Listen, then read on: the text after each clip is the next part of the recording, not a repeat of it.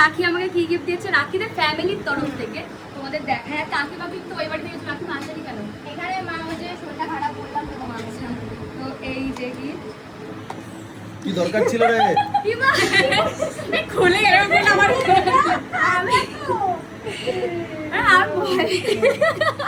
আমি ভয় পেয়ে গেছি যে আছে না না আমি বন্ধ করে দিলাম। সোনার এত দাম। এত দাম শোনা, এত আনএক্সপেক্টেড। এই যে যেটা বলছিলাম ঠিক আছে।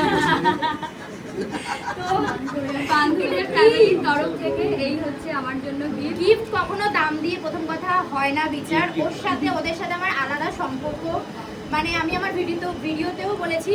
তো ওর জন্য এটা আমার মানে কি বলবো, আমার তরফ থেকে এটা হয়তো অনেক কমই, তাহলে বেশি করে নিয়ে এরপরেও গালাগালি খাবে, বেশি করে আমি ওদেরকে দেবো না, এর পরের থেকে নতুন অতিথির জন্য গিফট যাবে। মেন কথা হচ্ছে সুস্থভাবে যে আছে হ্যাঁ, সুস্থভাবে আসুক। হ্যাঁ। গিফটটা বড় কথা না, আশীর্বাদটা হচ্ছে বড় কথা, তাই তো? আর এরপরে তো আশীর্বাদ দাও ভালো করে। আরে দাও দাও।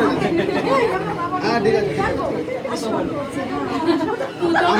আমি ওকে আশীর্বাদ আমি ওকে আশীর্বাদ দিই খুব তাড়াতাড়ি যেন যেতে পারি। হ্যাঁ ওকে আশীর্বাদ দাও যেন ও খুব তাড়াতাড়ি যেই জিনিসগুলো ওপেন করতে চলেছে ভবিষ্যৎটা ঠিক করতে, হ্যাঁ, সেগুলো ঠিকঠাক হয়, তারপরে ভালো হয়, সবার সবার অবশ্যই হবে, এটা তো রয়েছে জীবনে, করতেই হবে মানুষকে, তাই না? তো চলো।